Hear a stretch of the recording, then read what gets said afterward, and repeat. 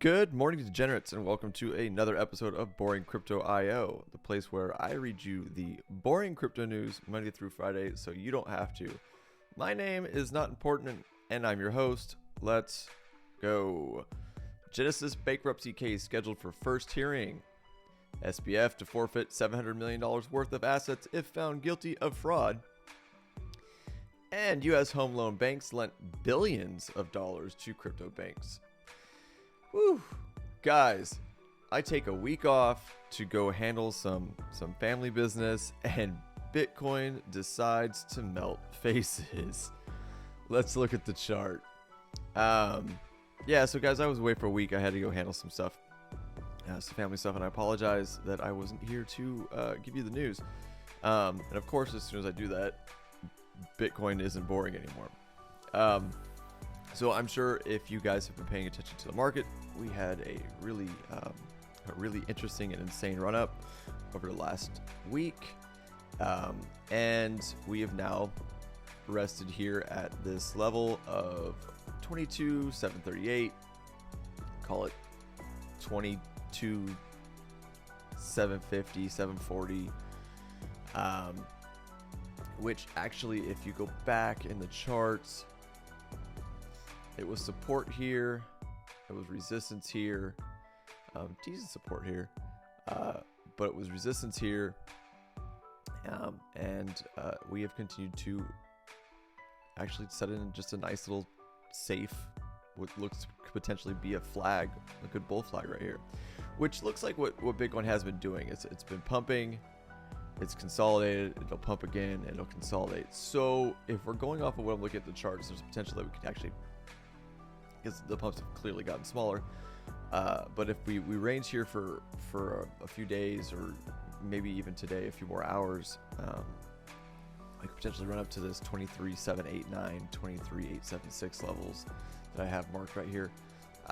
And if we break out of those, let's look at what we got going on. If we break out of this 23,876, potentially 25, maybe. But we'll see. We've got a mess of resistance right here that we gotta break. So guys, I mean, this is exciting. There is a lot of argument that the potential bottom could be in. That's what people are saying, and I'm starting to lean that direction. You know, I've told you guys from the get-go, I'm not necessarily bullish or bearish. I just wait to see a trend, and we are definitely trending to the upside after these last few days. The more and more we continue to go up, guys, I do believe that this idea of $14,000 will never get seen. But, you know, per usual, guys, this isn't financial advice. I am not a financial advisor. Take everything I say with a grain of salt. Do your own research and trade at your own risk. But there's this 15, what we hit, 15,478, 15,5. This could potentially be the bottom, guys. But I do have a feeling that we might get topped out probably around 25-ish. Actually, I think we have a little bit of room to get to 25, just based off of psychological numbers, and we'll probably range for quite some time before the next halving, because that's where my head's at. All right, same thing with Ethereum, guys. Big run up, and I haven't drawn any new levels on this. I've been slacking, guys. This is what happens when you've got stuff to take care of. I apologize. But we stopped out right here at this previous range of resistance, which was resistance here back in November. Resistance here again back in September. It was heavy resistance around this range back in July. So, as a matter of fact, while we're sitting here on the channel, guys, and I'm recording this, let's just go ahead and put a line right here, because this is decent resistance. So put one right where we're at right now. Make that white. Make it a little smaller. And let's do one more. top of this. This wick there. All right, so that's where we're at. And yeah, if you guys have never been on the channel before, you know that I don't go too much into the charts, and I don't go too much into patterns, things like that. I'm strictly keep it simple, stupid kind of guy. The kind of trading I do is based off of just levels, support, resistance, and I seem to hit them pretty good. So moving on, guys, just keep an eye on this stuff.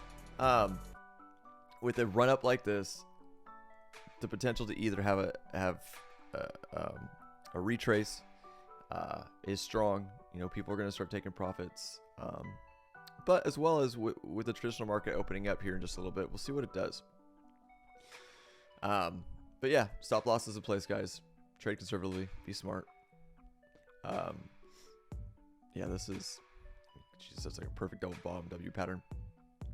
Arranging right here. We could potentially come back down. Would be super bullish on the daily if we touch this old trend line and bounce back up, but we'll see what happens, guys. All right, for the news, Genesis bankruptcy case scheduled for the first hearing. The first hearing in Genesis Capital's bankruptcy case will be held on January 23rd, according to court filings. The first hearing in Genesis Capital's bankruptcy case will be held on January 23rd at 2 p.m. Eastern Time, according to the court filings. Judge Sean H. Lane of the United States Bankruptcy Court for the Southern District of New York will hear the case.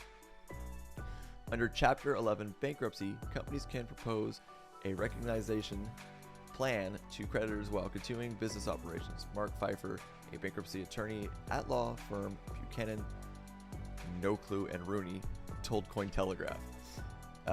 As the first step in bankruptcy proceedings, the court will decide whether to accept the relief requested under Chapter 11 by Genesis Global Holdco and two of its lending business subsidiaries, Genesis Global Capital and Genesis Asia Pacific, collectively known as Genesis Capital. A joint administration of the case was also requested by the companies. A committee for unsecured creditors will also be appointed to the United States trustee as part of the proceedings. The committee will have the right to demand the companies are consulted before making major decisions or changes, and to participate in the reorganization. Excuse me, I can't read, guys, per usual. In the reorganization plan, 20 of the largest unsecured creditors are usually selected for the committee, according to the court filings. Citing liabilities up to $10 billion, the company filed for bankruptcy protection on January 19th, more than 2 months after disclosing a $175 million exposure to FTX and liquidity issues caused by the crypto exchange's collapse. Withdrawals have been suspended from Genesis Global Capital's platform since November 16th. The Genesis Chapter 11 plan calls for a global resolution of all claims and the creation of a trust that will distribute assets to creditors, according to a press release. Under a quote-unquote dual-track process, the companies will pursue the sale, capital raise, and/or an equalization transaction. Then would apparently enable its business to emerge under new ownership. Genesis Capital's parent company, Digital Currency Group (DCG), recently denied involvement in the bankruptcy filing, claiming that a special committee of independent directors recommended and decided to file for Chapter 11 bankruptcy protection. Only Genesis's lending entities have filed for bankruptcy protection. Genesis Global Trading and Genesis Spot and derivatives trading entities will remain operational. God, rough morning. Sorry, guys, can't read. And I'm just catching up, guys. Again, I've been out of the space for about a week, so this is all news to me too. So Genesis bankruptcy, going to court. All right, we'll see what happens.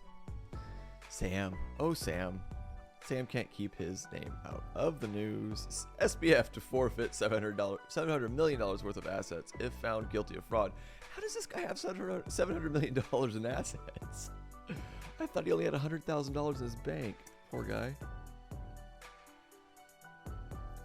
And I'm drinking coffee. I am totally unprofessional this morning, y'all. All right. While most of SBF's assets have been seized, federal prosecutor Damian Williams outlined that the government is also looking to take control of 3 of his affiliated Binance accounts. All right. So Sam, Let's have a talk, bud. You're telling the world that poor you only have $100,000 in your bank account, yet you have Binance accounts worth potentially $700 million, according to this article. You're a tool bag, bro. All right. According to new court filings, disgraced FTX founder Sam Bankman-Fried will be subject to the forfeit of roughly $700 million worth of assets if he were to be found guilty of fraud. Why? We all know. Ugh. Okay, I'm just going to read it. Sorry. In a court document filed on January 20th, U.S. federal prosecutor Damian Williams outlined that the government respectfully gives notice that the property subject to forfeiture covers a long list of assets across fiat, shares, and crypto. The filings state that most of the assets were seized by the government between January 4th and January 19th, while it is also looking to lay claim to all monies and assets belonging to 3 separate Binance accounts. Looking at the list of seized assets, the biggest allocation include 55,273,469,000 Robinhood shares worth roughly $525.5 million at the time of writing, 94.5 million held at Silvergate Bank, and 49.9 million held at Farmington State Bank, and 20.7 million at ED&F Man Capital Markets Inc. The dude's got money, clearly. The government has submitted a forfeiture order in this instance, as it alleges that these assets have been obtained unlawfully via the use of customer deposits. You think? While members of FTX inner circles such as Caroline Ellison and Gary Wang have fessed up and cooperated with prosecutors over the roles of the FTX collapse, the man himself has pled not guilty to all 8 criminal charges laid against him. He's got balls, y'all. FTX roped in African investors with inflation hedge marketing. In other FTX-related news, a January 18th report from Wall Street Journal highlighted poorly aged marketing that the exchange released in Africa not too long before it went bankrupt in November. The campaign in question touted USD-pegged stablecoins as safer investments than local currencies concerning inflation, while also promoting the potential to earn 8% yearly via staking rewards program. While those inflation sentiments may have generally been true, given that African currencies such as the Nigerian Naira, I'm not going to read that, have plummeted against the USD, any African FTX customer persuaded by the marketing, of course, went on lost funds when the firm went bankrupt. Former FTX education lead for Africa, God, I can't read these names today, guys. I'm not going to slaughter that. Told the Wall Street Journal that around that the exchange oversaw around $500 million worth of monthly trading volume in Africa, with most of the volume coming from Nigeria. Notably, just 8 days before the FTX filed for bankruptcy, SBF also promoted FTX's services to West Africa, announcing in a November 3rd tweet that the exchange had started accepting deposits in West Africa. African CFA francs. I don't know why that was even necessary to be in this article, but okay. So what this article is saying clearly is that Sam's got $700 million worth of assets in other exchanges, heavily in Robinhood. So the dude's got money. Yeah, liquidate it, get people paid, which unfortunately probably be bigwigs getting paid, not the small people like myself and possibly you guys listening. I don't know if any whales listen to this channel or not, but I'm not one of them. I am just a small retail trader. So if someone like me had my money in FTX, I ain't getting shit back, I guarantee it. So last but not least, moving on, final story of the morning. I will do my best not to completely slaughter it like I have everything else. U.S. home loan banks lent billions of dollars to crypto banks. Signature Bank and Silvergate reportedly borrowed over $13 billion with a B from Federal Home Loan System. United States Federal Home Loan Bank System, FHLB, is lending billions of dollars to 2 of the largest cryptocurrency banks in an effort to mitigate the effects of a surge in withdrawals, according to a report from the Wall Street Journal on January 21st.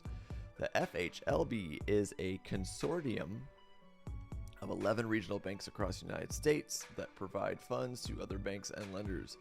Founded during the Great Depression to support housing finance, the system has $1.1 trillion in assets, goodness, and over 6,500 members. The entity reportedly lent nearly $10 billion to commercial bank Signature Bank in the last quarter of 2022, making it one of the largest borrowing transactions by a bank in the recent years. In 2018, Signature received approval from the Department of Financial Services of New York for its blockchain-based digital platform. The second bank to request funds from FHLB was Silvergate, receiving at least $3.6 billion.